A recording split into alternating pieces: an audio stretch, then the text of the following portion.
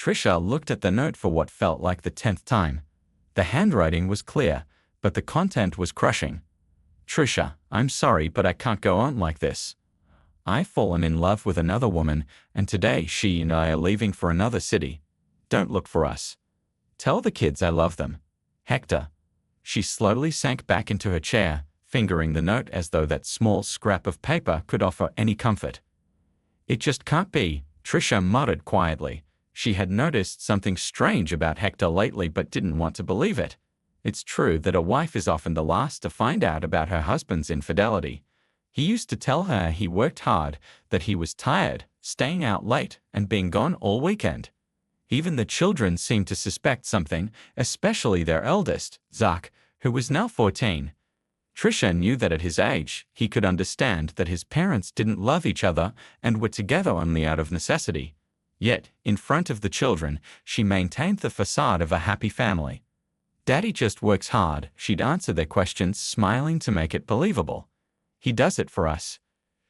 She noticed Zach's skeptical frown, but he didn't question her further, likely to spare his younger siblings, or perhaps he believed the adults would resolve it themselves. Trisha had long been tortured by suspicions and did her best to ignore them. She found long blonde hairs in her husband's car, even though her own hair was dark walnut-colored and cut short. Just giving a ride to one of his co-workers, Trisha explained her suspicious finding. She also rationalized the smell of another woman's perfume on his clothes, the late-night messages, and the evasive looks from his friends. Why, she thought, clutching the note in her hands, did I justify him when everything was so obvious? But the reason was simple. She was used to trusting him, and she had never lied to Hector, even about minor matters throughout their 15-year marriage. Or maybe she was just terrified of shattering the stable world she had grown so accustomed to over the years. Don't trouble trouble until trouble troubles you, Trisha's grandmother used to say. Trisha did just that, pretending everything was as it used to be until Hector took the first step. Mom, what are we having for dinner tonight? Zach asked, peering into the kitchen. He had a knack for sensing her mood and immediately realized something was off. Trisha flinched, attempting to hide the note, but her son snatched it from her hands. After reading it for a few seconds, he sighed maturely, not surprised, as though he had long been prepared for such a situation. I see. Have you called him yet? Why? What do you mean, why? The eldest son responded, sitting next to her. Among all the children, he resembled Trisha the most with his dark hazel hair, expressive green eyes, and straight, neat nose. But unlike the gentle Trisha, Zach was serious and wise beyond his years, as if preparing to take on the role of family head. You'll have to discuss divorce, alimony, and who's going to pay for the flat. We still have a mortgage for 5 more years. You're probably right. I should talk to him about it. It's just that I don't believe it's real yet. Her son sighed, covering her hand with his. I understand, Mum. This is very difficult for you right now, but we both knew this was going to happen at some point. How long has he been cheating on you? 3 years? 5 years? Trisha recoiled. I don't know, and let's not discuss that. You'd better call your younger sister and brother to dinner. Zach stood up. Okay, you're not going to tell them yet, right? No, I'll contact your father first. Trisha crumpled the note and tossed it in the trash. However, despite her attempts, Hector didn't answer any calls or texts. At his work, Trisha was told that he had resigned a few days ago. She also called some of his friends, but they didn't know anything either. The woman gazed thoughtfully out the window. The children were asleep, giving her time to deliberate on her next steps. After Alicia, their youngest daughter, was born 7 years ago, it became apparent that Trisha would not be able to go to work for a long time. What's the point? Her husband had asked. Even if you work double shifts at the hospital, your salary won't cover expenses for babysitting, cleaning, cooking. Someone has to take care of the children and the house while you are at work. Trisha sighed, acknowledging that nurses were not well paid. Why don't you focus on the house and the children? I'm sure we'll manage financially. So she heeded her husband's advice and resigned from the hospital where she had worked for many years. There was a shortage of nurses, and her responsible, careful nature was greatly valued, making her departure a significant loss. She hadn't wanted to quit, she enjoyed her work. But juggling it with caring for her husband and children was challenging. After leaving her job, Trisha initially felt lost. Her mornings were now spent taking Alicia and Brandon to kindergarten and Zach to school. She would then go grocery shopping, wash dishes, tidy up toys, do laundry, sweep and mop the floors. By the time lunch was ready, it was time to fetch the younger ones from kindergarten. Picking up Zach from school used to be part of her routine, but once Brandon started attending kindergarten, Zach protested. "I'm an adult now," he told his mother. "I can walk to school by myself," Zach insisted. "You're only 9, Trisha objected. Zach furrowed his eyebrows stubbornly. "The school is near the house. You already have 2 kids to pick up from kindergarten, and then there's me. I'm embarrassed to walk with my mom like a little kid." Sighing, Trisha reluctantly agreed. Once Zach made up his mind, he was unyielding. Over time, Trisha settled into her home life routine and could hardly remember her working days. Hector's income was sufficient, and he was content to return to a clean house, a hot dinner, and well-cared for children. He appreciated that his wife no longer smelled of iodine and other hospital scents. However, now Trisha was at a loss about what to do. She hadn't worked for 7 years, and they still had a few more years to pay off the mortgage. The money she had could last for a month or 2 if they cut all expenses. She hoped Hector would come to his senses and call, but she had a gut feeling that wouldn't happen. What should she do then? Where would she get money? Trisha had no one to help her. She didn't know her father, and her mother had passed away 5 years ago. "I need to find a job," Trisha thought, "or we'll end up on the street." The woman sitting across from Trisha glanced at her resume again and sighed heavily, pushing her heavy metal-rimmed glasses down to the tip of her nose. It was nearly the end of the workday, and the employment officer wanted to finish up and go home. But now she had to deal with this situation. A 30-year-old woman, the mother of 3, who hadn't worked for 7 years, having last been a nurse in a hospital. "I don't know what to suggest to you," she said. "I assume daily duty or even full-time work wouldn't suit you." Trisha sighed and gestured dismissively. The woman snorted in displeasure. "Then I have nothing to offer you." "Nothing at all?" Trisha asked for clarification. "Yes," she said briefly, but seeing the look of desperation on Trisha's face, the woman tried to reassure her. "I still have your phone number. If anything comes up, I'll call you." "Thank you," Trisha said, smiling before she walked out and carefully closed the door behind her. Once outside, she got into her old black Toyota, a car she had purchased before her marriage. Leaning back in the driver's seat, Trisha exhaled slowly. "It's okay," she muttered to herself. "I'll overcome everything." She mentally counted her remaining money. It was enough to last another month. She had already minimized her expenses but didn't want to compromise on her children's needs. However, if she couldn't secure a job, she'd have to cut back further. She considered selling her belongings. Her clothes and shoes weren't particularly valuable, but she could pawn her jewelry, laptop, and perhaps the TV in her bedroom. But what's next? Would she have to take a full-time job? What about the kids, left alone from morning till night? Zach was 14, Brandon was 10, and Alicia was 7. They were not babies, and Zach had been saying he could cope with the younger ones, feed them, take them out of school, make them do their homework. But did she have the right to put the responsibilities of adulthood on his shoulders so early? 2 weeks later, Trisha received a sudden phone call. "Hello," she said carefully into the receiver, a sense of dread creeping over her as she anticipated an offer for some credit or a tale of a suspicious transaction on her card. Unexpectedly, the pleasant female voice on the other end surprised her. "Hello, my name is Mary Austin. Your number was given to me by the employment service. Are you still looking for a job?" "Yes," Trisha replied hastily, embarrassed by her own impulsiveness. "Good." The woman seemed genuinely pleased. "It says here you have many years of experience as a nurse and have worked with critically ill patients." "That's correct," Trisha confirmed. "I'd like to ask, would you consider a position as a caregiver?" Trisha hesitated for a moment. She had never worked as a caregiver, but she reasoned it couldn't be much harder than nursing. If she could manage an entire ward, she could certainly handle one seriously ill person. I would need to know all the conditions first, she answered cautiously. Of course. I'll tell you everything, Mary Austin promised. Would it be convenient for you to come to my office tomorrow morning at 10 o'clock? Yes, of course. Great. I'll text you the address. See you tomorrow. I'll be waiting for you. Goodbye, Trisha replied, ending the call. Her heart pounded inexplicably. It was too early to celebrate, but the spark of hope had been reignited. After dropping the kids off at school, she drove to the appointment. Along the way, she replayed potential answers to any questions she might be asked and noted down her own queries on her phone.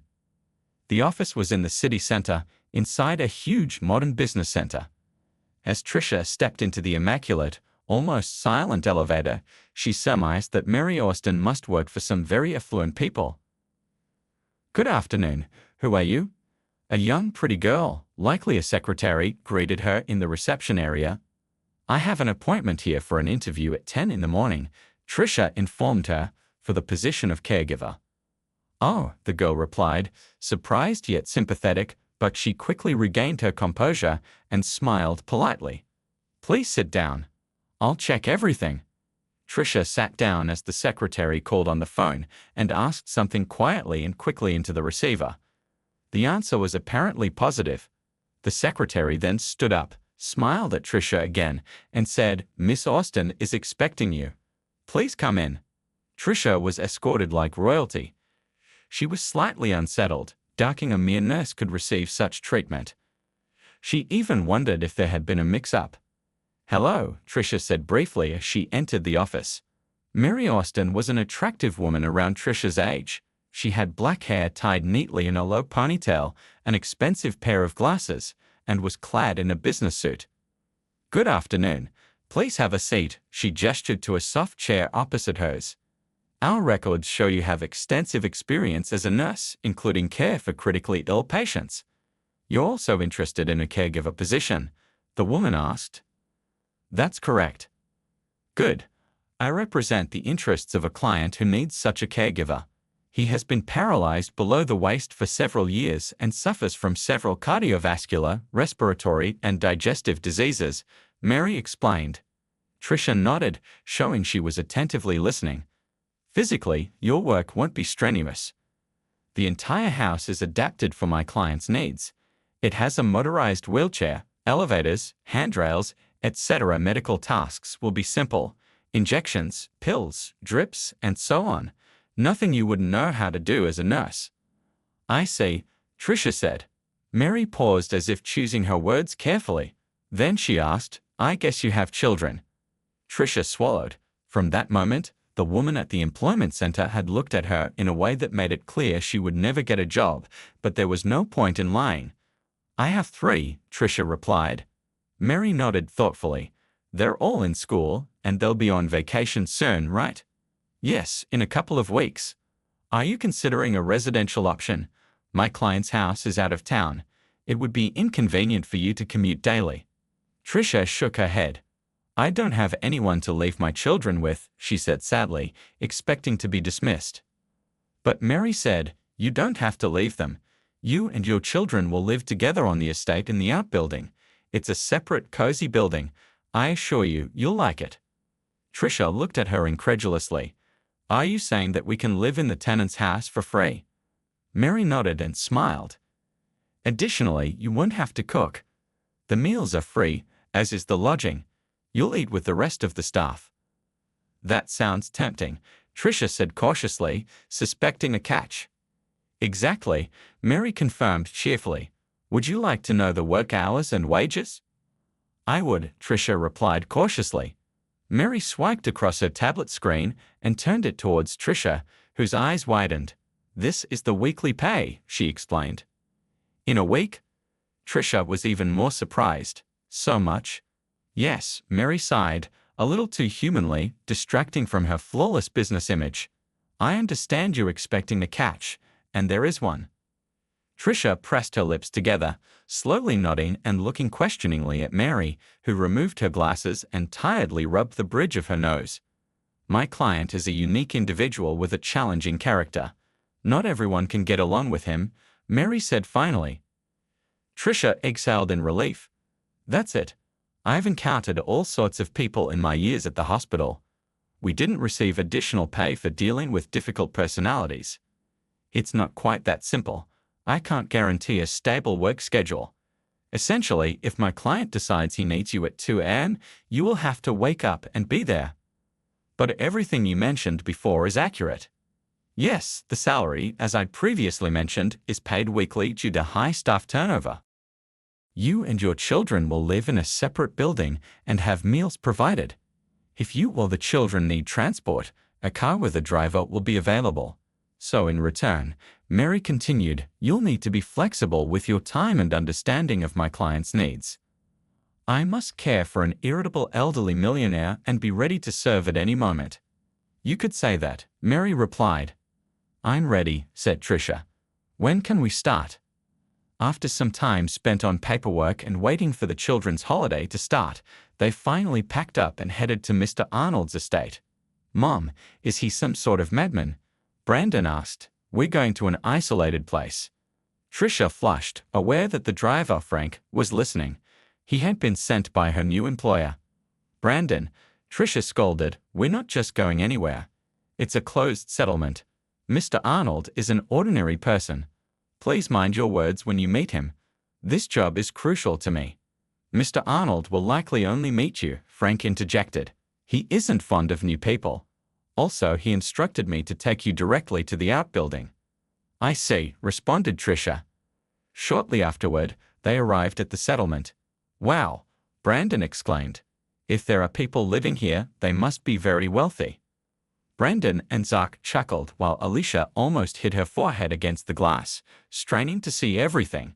Once they drove through the entire settlement, they reached a large area enclosed by an elegant yet tall wrought iron fence. The driver pressed a button on a small black remote, and the gate swung open. We are now entering the estate grounds, Frank commented. They drove for a while along a road lined with neatly trimmed trees. A massive modern house made of glass and metal loomed ahead. However, the car veered left and didn't head towards the mansion. A few minutes later, they pulled up to a small, tidy wooden house. Upon entering, Trisha noticed that despite its compact exterior, the house was surprisingly spacious inside. The small entryway led directly into a living room that also served as a kitchen and dining room. A large ensuite bathroom was available, and most importantly, there were 4 bedrooms. Wow, Brandon squealed. Am I getting my own bedroom? Trisha smiled. It appears so. In their apartment, the brothers shared a room while only Alicia had her own. Zach gazed at his mother and smiled. He's all grown up now, thought Trisha. He needed a separate room a long time ago. Meanwhile, Frank had already brought in all their things and said, settle down and rest. They'll probably call you for dinner in about an hour. That's when you'll meet everyone. Thank you, Frank, said Trisha sincerely. He smiled. It was a pleasure to meet you all. I hope you enjoy it here and decide to stay.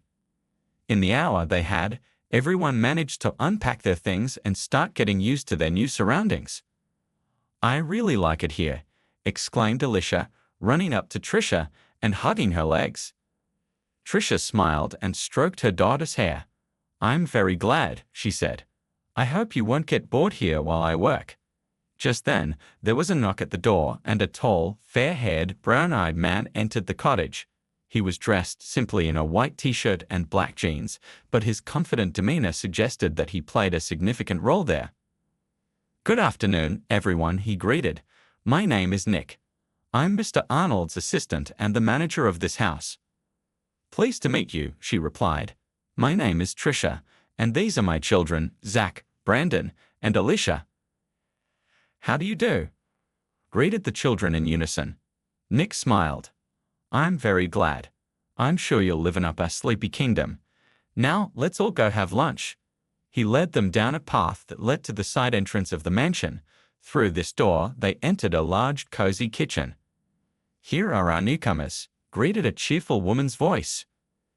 Tricia saw a slightly overweight woman in her 50s. "I'm Sarah," she said. "I'm in charge of food in this house. Please join us at the table." Tricia introduced herself and the children, and they took their seats at the table. There were about 10 other people there, all employees of the manor. They introduced themselves to Tricia, but she was so nervous that she merely smiled and nodded in response. Nick sat to Tricia's right. "Don't worry," he whispered in her ear. "You'll remember everyone in a couple of days." "How do you know what I was thinking?" Tricia asked. "It's not difficult. When I got a job here myself and everyone was introduced to me, I thought the same thing." Tricia grinned. Her initial fear had subsided. Everyone seemed very nice and friendly, and the kids were well behaved. After lunch, Nick took Tricia to meet the boss while Frank volunteered to give the children a tour of the estate. When Nick and Tricia stopped in front of the office door, her employer's assistant looked her gently in the eyes and said, "Tricia, remember, any comments that Mr. Arnold makes are not personal. He is just an elderly man with a difficult past and a bad temper. That's why we're offering you a good salary and luxurious conditions." "Thank you for saying that, Nick, but don't worry. I'm tougher than I look." "I'm sure you are," Nick smiled, then knocked and opened the door. A creaky old voice called out, "I thought I was going to die in here before any of you decided to come in. I wonder why I pay you all such a high salary." In a chair by the window sat an old hunched man. Tricia immediately thought he was the type of character depicted in books as an evil old relative to a poor orphan. It was clear that Mr. Arnold had once been tall and robust, but age had made him frail, drawing him closer to the ground. His shoulders remained broad, even a little proudly so. With his short gray hair, stubble, long straight nose, tightly closed lips, and eyes that were angry and prickly, he looked at Tricia coldly. His eyes, once probably blue or green, were now so faded it was hard to tell. When he studied Tricia with those eyes, it was as if he was scanning her, checking what was inside. "Who is it?" he asked Nick, ignoring Tricia as if she weren't capable of answering. "This is Tricia," Nick replied. "She'll be your new nurse." "Hello, nice to meet you, Mr. Arnold," Tricia said, unwilling to stand around waiting to be addressed. The old man frowned unhappily, as if he had tasted something sour. "Yes," he said, "they get worse every time." "Fine, Nick, we'll see how we can work with her later." The assistant gave Tricia one last smile and left. Without Nick, Tricia instantly felt vulnerable, but she was unwavering in her decision not to let her mentee ruin her mood. She needed this job. She liked the cozy house where they were located and appreciated not having to go anywhere. She certainly had no plans to leave within a week. So Tricia composed herself, smiled, and said, "Well, where should we start? Maybe I should shave you first. You look more like a homeless man than a millionaire." "Why did I say that?" she thought in horror. "I wanted to discuss my skills, how I'm a highly qualified nurse. Now he's going to fire me for sure." Mr. Arnold raised his thick eyebrows and unexpectedly burst into laughter. "Like a homeless man," he exclaimed. "Well, if that's the case, lead me to the bathroom." "Where's your bathroom?" she asked. The old man rolled his eyes. Now that's professionalism at its best. He pressed a button on the arm of his chair and started moving. Tricia had no choice but to follow him. Mr. Arnold led her to a large, spacious room. Tricia had a few seconds to take in her surroundings and was amazed at how conveniently everything was arranged. She found a cape, shaving foam, and a shaving machine. "Do you even know how to use these?" Mr. Arnold asked doubtfully. "I do," Tricia replied calmly. The last time she had used it was back when she was still working at the hospital. One of the patients had asked her to shave him before neck surgery because he couldn't do it himself. His hands were shaking. "I'll manage," Tricia thought. After finishing her work, she looked at the result with satisfaction. "There," she said, turning her wart towards the mirror. An entirely different look. Mr. Arnold saw himself and was aghast. "What have you done, you fool?" he shouted. "Couldn't you at least leave a few millimeters? Why did you cut everything to zero? Now all my wrinkles and folds are visible. I look like I'm about to die." Tricia swallowed but decided not to show fear. It's unhygienic, she said sternly, and it looks better on you. Trust me, as a woman. The old man chuckled. Have you ever had a man-woman? You look like an old maid. Trisha flared up. She had arrived here in a simple dress, without makeup, and her hair in a ponytail. Don't worry, she said dryly. I have 3 children. Mr. Arnold whistled. And with different men, he said snidely. From one. Well, he's an interesting type. He has 3 children and sent his woman to work. Trisha pressed her lips together. We broke up. Why? Did you piss him off so he ran away? That's none of your business, Trisha answered, sharper than she intended. What's next on the plan? Mr. Arnold grumbled. Take the tablet from the table. There should be a detailed schedule. Trisha found the tablet at the indicated place and looked it over. Indeed, there was a lot to do. It seemed that Mr. Arnold was seriously ill, judging by the number of pills and injections he required daily. Have you had lunch yet? The woman asked. No, I was waiting for you. Of course I've had lunch. I see. Trisha decided not to respond to his rudeness. Then you can take a rest, and I'll make an eye. Now you're a genius, I see. She clenched the tablet, her fingers turning white, but said nothing. Should we start the drip with you lying down? Trisha, gathering her courage, once asked Nick if their boss had a wife and children. As far as I know, he replied, no children, but he had 4 wives. 4. Trisha gasped. Yes, he married his first wife when he was quite young. I think she was from a wealthy family, and he was either working for her father or they were in business together. I'm not sure. It was a marriage of convenience, and in the end, they divorced. Then he married a model who was 10 or 15 years younger. They were together for 3 or 4 years, but he caught her cheating and divorced her as well. The 3rd wife left him. She was a young and pretty girl, and she quickly got bored with him. Wow, Trisha sighed. And the 4th? The 4th was an old friend of his. They were the same age and had known each other for a long time. They married when they were both over 50. They seemed to have a good life together, but she died about 5 years ago of cancer. That's sad, Trisha commented. Yes, those who have been working here longer than me say that's when he changed. He was supposedly quite bearable before, not an angel, of course, but one could live with him. Now he's becoming more difficult each day. That's sorrowful. Does he have any relatives? Nick shrugged. He has a sister who has her own children and grandchildren, but they live abroad and rarely visit. He's a very lonely man, said Trisha. It's sad to be so sick and to live alone in a huge house. True, replied Nick. He takes his frustrations out on those around him. Every evening, Trisha looked forward to the end of the workday when she could finally spend time with her children. They had settled in quite well. All the staff on the estate were friendly towards Zach, Brandon, and especially little Alicia. Sarah treated them with snacks, and Frank would take them for rides with Trisha's permission when he had errands for the boss. They loved exploring the estate with its massive garden and many beautiful, quiet corners. They only made sure to avoid the master of the house, which wasn't difficult. Mr. Arnold only went for walks with Trisha, usually in the morning and occasionally in the afternoon or late evening. After 2 weeks, Trisha was reminded for the first time of her irregular working hours. She and the children had long been asleep when her phone suddenly rang. It was Nick. Trisha rushed to the house immediately. Mr. Arnold is having a seizure. Instantly awake, Trisha remembered she had been warned that her patient could have such attacks. Without bothering to dress, she threw on a robe and rushed into the house. She quickly entered the bedroom.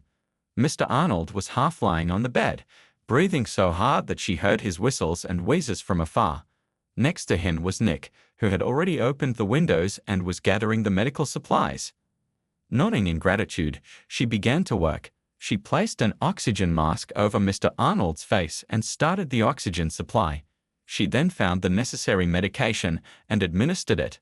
Thankfully, the attack wasn't severe, and the drugs took effect quickly. How are you, Mr. Arnold? She asked once his pulse and breathing had stabilized. The old man wheezed, for a man who nearly died, unwell. You need some hot tea, Trisha suggested. I'll have it made right away. Good, he replied. Oh, also, I have one more favor to ask. Will you do it? Trisha nodded. Yes, of course. What is it? Hurry up next time, or you'll be too late. Trisha felt her sympathy for the old man evaporate. I'll try, she replied coolly. I'll go and arrange for the tea. After she had asked for the tea to be made, Nick came into the kitchen. How are you? He asked. Fine. That's just the way he is. He'll play the scumbag till the end, even when he's dead. Play? Trisha asked. That's the way he is, in my mind. The manager sighed and ran his hand through his hair. You know, he said in a confidential tone, I sometimes think the boss isn't really like that. He just decided at some point that this was the only way to communicate with the world, and he's now afraid to act human. Trisha shrugged her shoulders. A noble version, Nick, but I'm sorry. I believe he's being sincere. Nick smiled. Would you like some coffee? He suggested. No, I'd rather go to bed. Good night. Good night, Trisha. The next day, when Trisha and the children arrived for breakfast, Nick made an unexpected announcement. Trisha, you have the day off today. Why is that? Trisha wondered, puzzled. Nick shrugged. The chief said so. Mr. Arnold's sister is visiting with her kids today. I guess they'll look after him. Trisha frowned. But what about the injections and the drip? Nick waved his hand dismissively. Don't worry, we're calling a nurse from a private clinic. Why not have her come every day? Why do you need me? Trisha asked. Nick shrugged again. The boss doesn't like new people, Sarah chimed in with a smile as she served cheesecakes to the children. He insists on having someone permanent who knows all of his habits. I see, Trisha replied, mentally noting that having a permanent staff member was more convenient for Mr. Arnold, who seemed to prefer making life difficult for someone who wouldn't be replaced frequently. She kept her thoughts to herself in front of the children, wanting them to believe she had a good job. Frank, the cheerful driver, then spoke up. If you don't mind, I can take the kids to the zoo. We can stop for lunch somewhere along the way. Hooray! Alicia cheered. She was the closest to the young driver, who always paid special attention to the children. No, my dears, Trisha said firmly. Frank has the day off, and I can't impose on him. But Frank dismissed her concerns. Don't worry, Trisha. I'm going to the zoo with my nephew, who's 10. I can take your kids too. It's not a problem. Trisha looked at her children with doubt. We'll behave, Brandon promised, while Zach shrugged and said, I'll go if I have to. All right, Trisha conceded. Then I'll go get some money. You don't have to, Frank replied. The boss always leaves us money for small expenses. Don't even worry about it. Sarah reassured her. After breakfast, Frank and the kids will head to the garage to start the car. You and Nick can stay here and chat. Once the children had left with Frank, only Nick and Trisha remained in the kitchen. Do you have plans for the weekend? Nick asked. I'm not sure, Trisha replied. I guess I should go to the city and check on the apartment. Nick's interest piqued. Do you want to go together? I have a couple of errands for the boss to run. It won't take long, and then we can check your apartment. We could have lunch on the way back, if you don't mind. Yes, we can, Trisha agreed. She felt at ease with Nick. He knew how to keep a conversation going without being intrusive, discussing his current affairs without revealing too much. Trisha realized how much she had missed simple human interaction since her resignation from her previous job. Her life had since revolved solely around her husband and children. She had friends from college and work, but their lives were filled with husbands, children, and jobs, making it difficult to meet often. After Hector left, Trisha retreated into her worries, consumed by job prospects, mortgage payments, and her children's needs. She had little time left for herself. How long have you been working for Mr. Arnold? Trisha asked Nick. Nick thought for a moment before replying, 5 years. That's a long time, Trisha exclaimed. Well, aside from you, I'm probably the newest person here. How do you all manage to stay? Nick chuckled. When I started, he was maybe a bit gentler, but he was never particularly kind. I can't deny it's been challenging. I wanted to quit about 7 times a day during my first 6 months. I can imagine, Trisha sighed. Eventually, it became less frequent, and now I don't think about it at all. What keeps you here? Trisha asked. Is it just the salary? The salary plays a part, yes, but it's not the only reason, Nick replied. It's also the experience. I manage the house and help Mr. Arnold conduct business remotely. Despite his frail appearance, his mind is still sharp. I doubt I could find another job that offers the same opportunity to learn about managing such large assets. I see, said Trisha, but doesn't your life revolve around Mr. Arnold? Doesn't that seem like a pity? I assume you hardly see your wife and children at home. Nick laughed. Well, I'm only 33, despite looking a bit older. I don't have a wife or children yet. No fiancé? Trisha asked. No, Nick replied. Girlfriend? No. That seems a bit suspicious, Trisha said with a small laugh. I'm just a workaholic, Nick admitted. I want to start a family when I'm sure I can provide for them. As they arrived at her apartment, Nick asked, Can you wait here for just 15 minutes? Then we'll head to your place. Sure, Trisha replied. Nick grabbed a folder with documents and left. Trisha sat alone in the car, reflecting on how she, like Nick, might find herself tied to this house and the difficult old man for years to come. It was summer now, but she wondered what would happen when the kids went back to school in the fall. Mary Austin, who had hired her, hadn't discussed long-term plans with her, likely because she hadn't expected Trisha to stay for so long. But Trisha was determined to hold on. No, Mr. Arnold, you won't chase me away, she thought, biting her lip as she recalled last night's fear and sympathy for him. As soon as he could breathe, he had insulted her. Nick returned, breaking her reverie. He looked pleased. Ready to go to your place? Yes, Trisha said, trying to shake off her worries. She was more accustomed to being in control. Great. Let's get lunch on the way, Nick said cheerfully. I'll show you a fantastic place, Nick said with a grin, although I doubt it can compare to Sarah's cooking. Trisha laughed. I'm sure you'll surprise me. Nick led her to a chic French restaurant located on the top floor of a high-rise business center. The cool air from the powerful air conditioners and the soothing background music were a refreshing change from the sweltering summer heat. They were seated at a table with 2 plush sofas by a window that offered a stunning view of the river and the bridge. Would you mind if I chose for you? Nick asked. Go ahead, Trisha replied. I'm not familiar with the menu here anyway. Nick nodded, and when the waiter arrived, he pointed out several items on the menu without showing them to Trisha. She was pleasantly surprised when the first item they'd brought her was a glass of red wine. It's only lunchtime, she reminded Nick. It's fine, Nick assured her. I'm driving.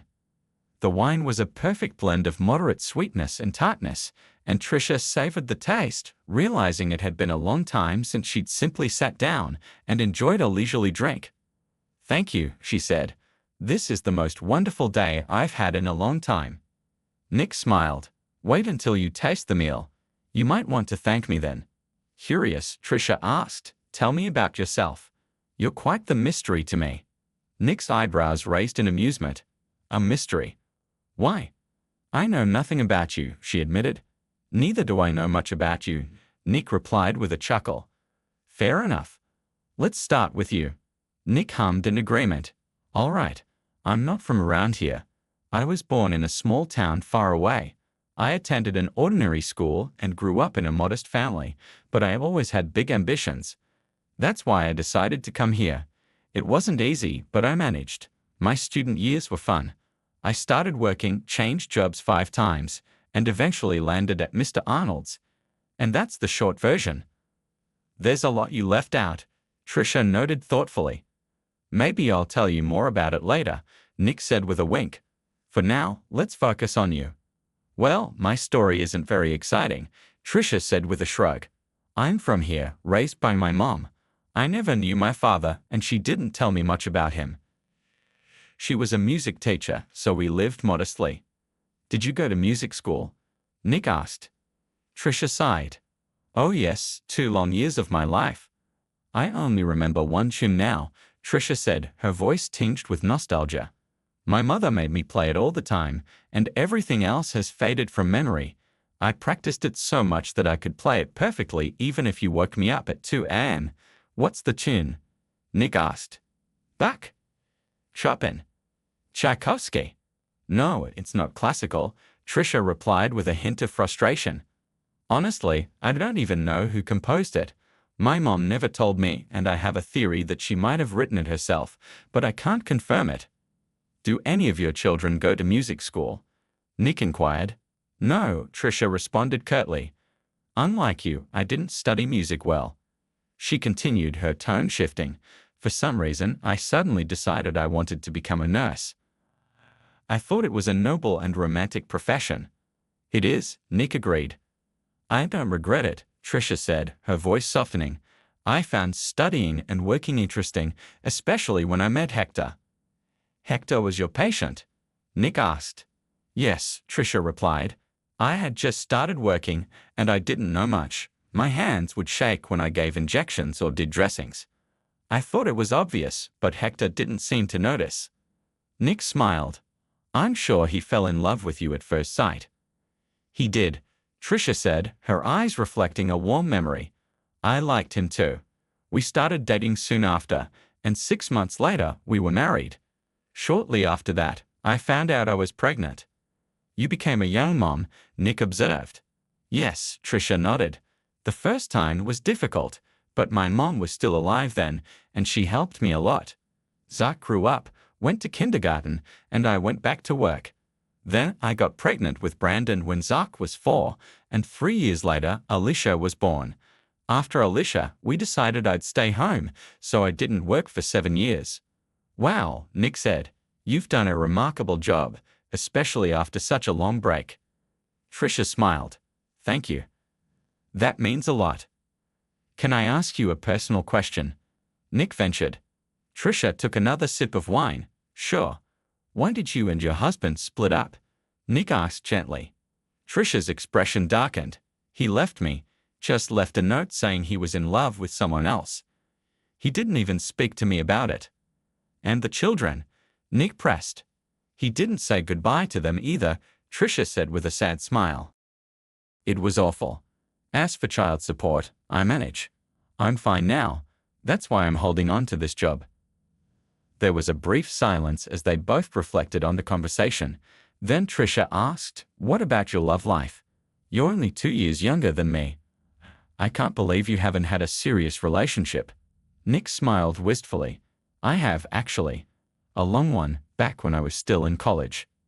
I once dated an ambitious girl, Nick began. We both had goals, but they were different. My focus was on my career, while hers was on finding a successful man. Aren't you a successful man? Trisha asked, surprised. Well, thank you for the compliment, Nick said with a modest smile. It's hard for me to judge myself. I say you are successful, Trisha affirmed. Much obliged, Nick replied, his smile widening. However, my girlfriend at the time didn't see me that way. She broke up with me, saying she deserved better. A very foolish woman, Trisha remarked. After that, Nick signaled the waiter. I need to get you more wine, he said. She left me, and I decided to become successful enough to make her regret leaving me. But as I progressed, I realized I didn't want to be with someone who valued me only for my status rather than for who I am. Trisha nodded in agreement. And I don't want to be with a man who left me with just a note on the table. Nick smiled sadly. I completely support that decision. The next morning, Trisha struggled to wake up. Her head pounded, her mouth was parched, and the sunlight streaming through the curtains was almost unbearable. She checked the clock. It was still early, but she felt as though she'd overslept, having forgotten to set her alarm. After a quick shower and brushing her teeth, Trisha ensured the children were still asleep before heading to the main house. Sarah was already bustling around the kitchen. Oh, Trisha, Sarah greeted her cheerfully. Good morning. You're up early today. Yes, Trisha replied hoarsely. It seems I had quite a wild day off yesterday. Sarah smiled understandingly. You'll be fine in an hour. This will help, she said, placing a large cup of fragrant tea, infused with berries and herbs, in front of Trisha. The best cure for a hangover. She then set a plate with a hearty sandwich, meat, lettuce, tomatoes, and eggs, before Trisha. This is the most delicious thing I've ever eaten, Trisha said blissfully. You're a magician. Sarah blushed with embarrassment. I'm glad you like it. As the workday began, Trisha felt significantly better. Mr. Arnold was unusually agreeable, perhaps influenced by his meeting with relatives. He offered no criticism and avoided derogatory remarks. You're surprisingly quiet today, Trisha observed during their afternoon walk. It's not evening yet, Mr. Arnold replied without malice. Are those your children? He asked, pointing to Brandon and Alicia playing around the fountain. Zach sat on a bench, reading a book with one eye while keeping an eye on the younger ones with the other. Yes, they are mine, Trisha said, apprehensive of a reprimand. Mr. Arnold simply nodded. They're good kids and seem friendly, he remarked. Thank you, Trisha replied cautiously. Are you raising them alone? Mr. Arnold continued, showing unexpected interest. I'm alone now, Trisha replied. That's why you put up with me, Mr. Arnold said, not as a question but as a statement. Trisha chose not to respond. I too wanted many children when I was younger, Mr. Arnold suddenly revealed, but it didn't work out. You've been married 4 times, haven't you? Trisha asked, surprised by her own boldness. She instantly regretted her question, realizing it wasn't her place to pry. Surprisingly, Mr. Arnold didn't react to her breach of etiquette. He seemed to gaze into the distance, as though mentally replaying his life. My first wife didn't want children, and at the time, neither did I. We were young and spoiled, both from wealthy families. We wanted to enjoy life. I was more interested in building a business. So why did you get married? Trisha inquired. Our parents insisted it was beneficial for the family, Mr. Arnold said. I wasn't opposed. She was attractive, and I thought we'd be fine, but after a few years it became clear we were entirely different people. I got divorced and threw myself into work. Could I have some water, please? Mr. Arnold asked abruptly. Trisha handed him the bottle, and he took a sip before continuing. I don't have much to say about my second and third marriages. I married them for status. They were young and beautiful, but I quickly realized it wasn't what I wanted. All they wanted from me was money. He paused, and Trisha offered more water, but he shook his head. There was a time I could have known true love, Mr. Arnold said. Your fourth wife? Trisha began, but Mr. Arnold shook his head. No, before her. I didn't marry that woman. I've regretted it many times since, but I'd rather not discuss it. It's too personal. Trisha thought it odd that he would share so much but dismiss some aspects as too personal. My fourth wife became more of a friend, Mr. Arnold continued. I knew she had cancer when I proposed. Our families had been friends since childhood. We'd stayed in touch over the years. When we reconnected, we decided to spend some time together. Were you with her until the end? Trisha asked. Mr. Arnold nodded. She was a wonderful woman and a true friend. After she died, I didn't want anyone else. I sympathize with you, Trisha said sincerely.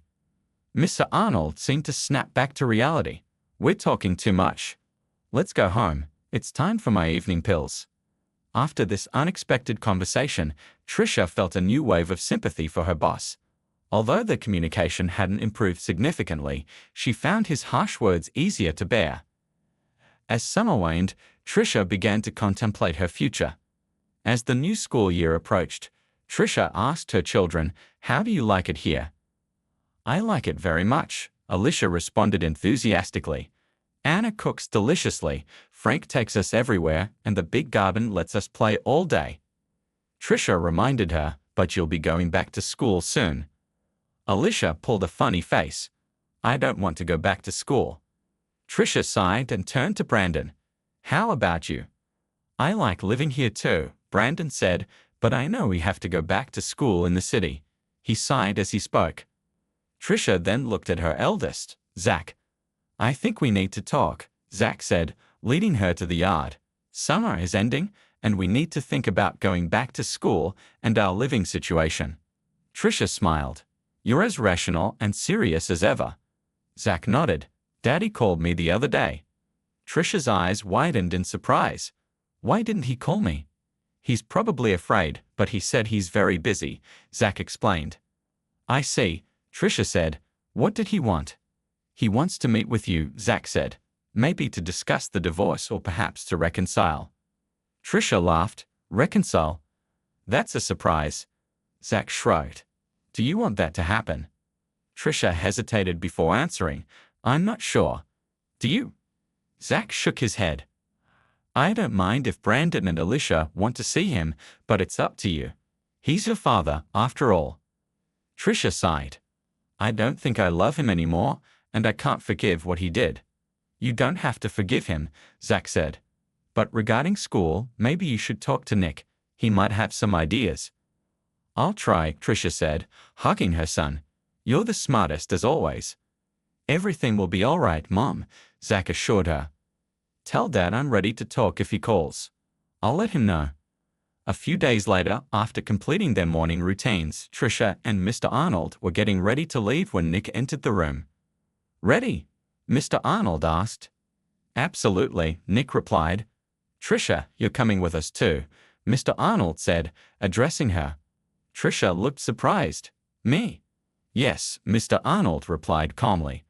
I have a lot of paperwork to sign and several meetings to attend. I may need you at any time. What if you have a seizure? Trisha asked. I don't want to be in a situation where you're unwell in front of business partners. As they drove to the business center, Nick said, We're not sure how long it will take. You can wait for us in the restaurant on the top floor of the building. Just ask them to bill everything to Mr. Arnold. Okay, Trisha replied. If I need anything, Nick will call. At the restaurant, Trisha ordered tea and tiramisu.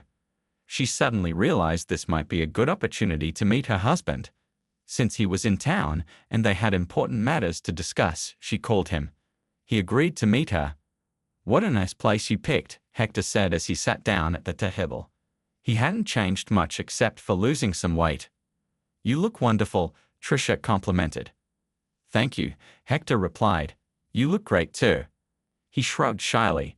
I'm glad you called. Trisha sighed. We should have talked a long time ago, at least to decide when to finalize the divorce. What I wanted to discuss, Hector began, moving closer and gently placing his hand on hers, is that maybe we were too hasty. Perhaps we don't need a divorce. Trisha pulled her hand away, incredulous. Hasty? It was you who left me. You left a note, didn't say goodbye to the children, and vanished from our lives without a word. After 15 years of marriage, you disappeared as if we meant nothing to you. Hector shifted uncomfortably in his seat. Forgive me, he said, looking ashamed. I don't know what came over me.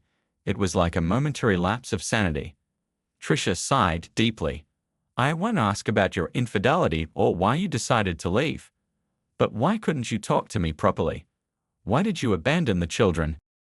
Hector lowered his gaze. I don't know, Trisha. I think it was a midlife crisis. Everything became overwhelming, the work, the household chores, the kids. You were always with them, and I felt left out. I was exhausted by the responsibilities. Trisha's voice was cold. Is your new love young and carefree without the burdens of children? Sort of, Hector admitted. I lost my head back then. I didn't have the courage to face you or the kids. But now I realize how much I miss you and the children. I want things to go back to how they were. Trisha shook her head slowly. Nothing has changed. We'll reunite, and you'll just run off with someone else in a few weeks. I won't do that, Hector insisted. Trisha sighed. Hector, I've had time to think. I can't forgive you, and my love for you has faded. We need to set a date to file for divorce. Hector's expression shifted, and the pretense of tenderness and remorse faded. Then we need to discuss the division of property, he said. Trisha agreed. Your car is yours, mine is mine, and the apartment will be for me and the kids. Hector disagreed. No, let's sell it and split the proceeds equally. Equally? Trisha snapped. I'm raising 3 children on my own. You're suggesting we split everything when you've left me to handle all of this. Hector looked embarrassed but remained firm. I've been paying the mortgage and you didn't work. You were relying on me. Oh, really? Trisha shot back. I was taking care of the house and the kids while you were out. And now you're saying you'll keep the apartment? Hector's face pleaded. Then let's get back together, and we won't have to deal with the property split. Trisha shook her head firmly. No, Hector. That's not going to happen. I've already said my piece, Hector sneered, his voice dropping to a venomous hiss. Would want you with 3 kids. Do you think any man but me would look at you? You're just a domestic drone. All you're good for is cooking soup. Tears streamed down Trisha's face as she absorbed his cruel words. It hurt deeply coming from the man she had loved for years and the father of her children. Go on, play hard to get, Hector continued. You'll end up coming back to me on your knees. A familiar male voice interrupted from behind Trisha. She won't, Nick said firmly. Before Trisha could react, Hector was sent flying across the restaurant, crashing to the floor. Nick stood with his hand still clenched from the impact, his expression unreadable. It was tough, but maybe instructive, Mr. Arnold commented, looking pleased as if he had just witnessed an interesting spectacle. Trisha glanced around in disbelief. You're here? She asked, astonished. Did you hear everything? I heard enough, Mr. Arnold replied dryly. Hector, still reeling on the floor and pressing his hand to his bleeding face, muttered, We'll talk again. Wow, Mr. Arnold said with a note of admiration, I should get out of the estate more often. Turns out, it's quite entertaining out here. Shall we go home? Yes, let's go, Trisha replied quietly, wiping her tears away. At home, Nick sent Trisha to the kitchen to have some tea and calm down. We have something to discuss with Mr. Arnold, he said. Just relax for a bit. I'll call you. But Trisha couldn't relax. Her mind raced with worries. Would she be dismissed for the altercation? Would Mr. Arnold want to fire her after the incident? What about the apartment and the split? How would she manage with the kids and a potential new job? And there was still the looming issue of school. Trisha, let's go, Nick said, pulling her from her thoughts. The expression on his face was unreadable as he guided her to Mr. Arnold's office. Mr. Arnold greeted her with a cheerfulness that seemed out of place. What a spectacle you've put on today. I'm sorry, Trisha said, feeling a surge of anxiety. I didn't expect things to go this way. That's all right, Mr. Arnold replied. In fact, it was rather amusing. But let's move on to other matters. Trisha's heart pounded with fear. Do you want me to continue working here? Are you expecting to be fired? Mr. Arnold asked, his tone neutral. No, I don't want to be fired, Trisha said quickly. Then I won't fire you, Mr. Arnold assured her. Trisha was taken aback. Your children will be starting school soon, Mr. Arnold continued. I'll arrange for a car and driver to take them to and from school. Trisha was stunned. But why? She asked, her voice filled with confusion and surprise. I don't want to find a new caregiver, Mr. Arnold said calmly. Thank you, Trisha muttered, still processing the situation. We also need to discuss your living arrangements, Nick added. What about them?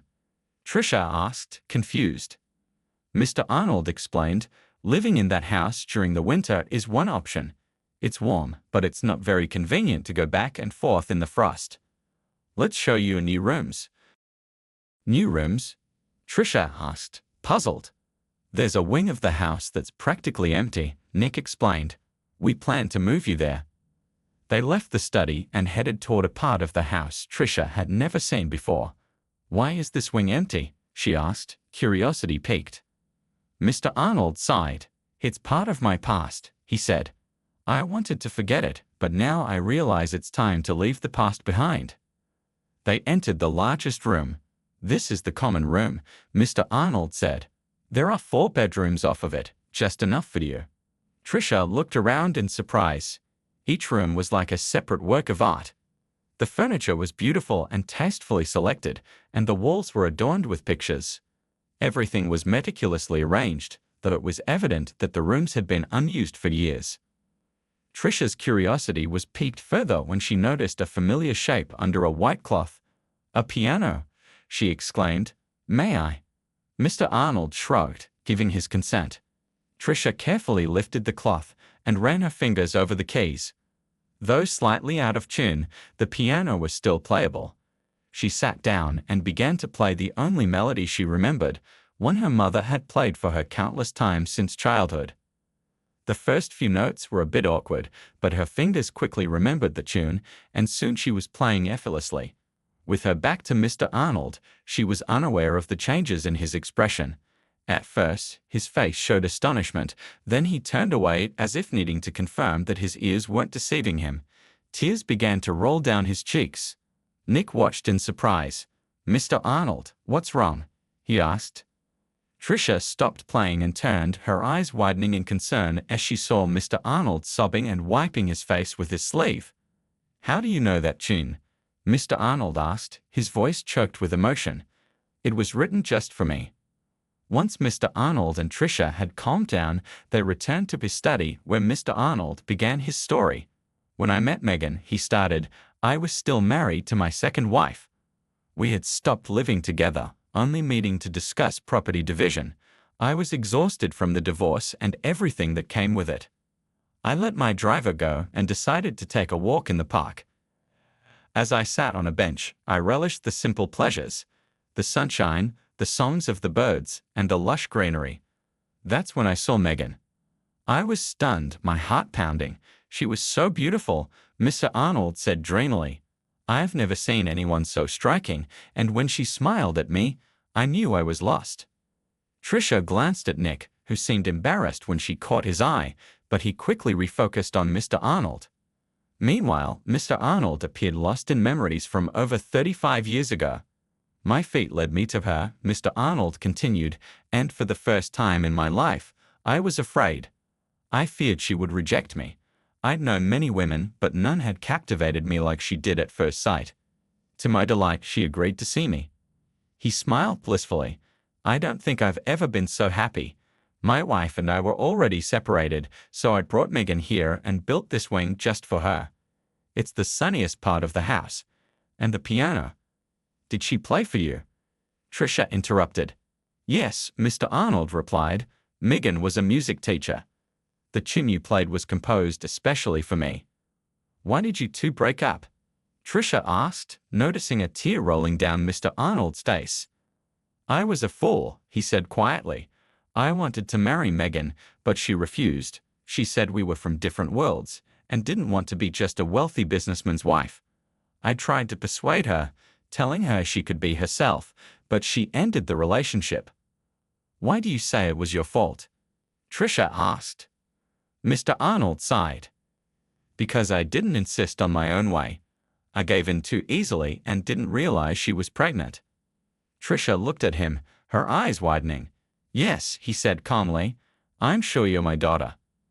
Trisha basked in the sun, feeling content. The sea always had a positive effect on her, especially now that they were vacationing as a family each year. "Mom, did you see that? I swam faster than Brandon." Alicia ran up, breathless with excitement. "Not faster, don't lie," Brandon retorted, clearly exhausted but unwilling to admit defeat to his younger sister, who had been taking swim lessons for years. "I just let you win," Brandon said with a shrug. "Sure you did," Alicia replied, confident in her own abilities. Brandon ran off, clearly disgruntled, toward the beach house. "Honey, did you have to tease him?" Trisha gently scolded her daughter. "Okay, go take a shower. We'll head to dinner soon," she instructed. After Alicia had dashed off, Trisha reluctantly got up from her sunbed and walked toward the house. She saw Zach lying in a hammock, chatting on the phone. "Dinner in half an hour," she informed him. Zach nodded, acknowledging his mother's words. Inside, the spacious house was cool and inviting. Mr. Arnold and Nick were engaged in a game of chess. "We'll be going home in 3 days, and you haven't even gotten a tan," Trisha said, playfully ruffling her father's hair and giving him a kiss on the cheek. "Don't worry," her father reassured her. "We'll make it." "How's the sea?" Nick asked. "Warm," Trisha replied. "And the game?" "It's a draw," Mr. Arnold sighed. "Nick is not only adopting my business acumen but also my chess-playing skills."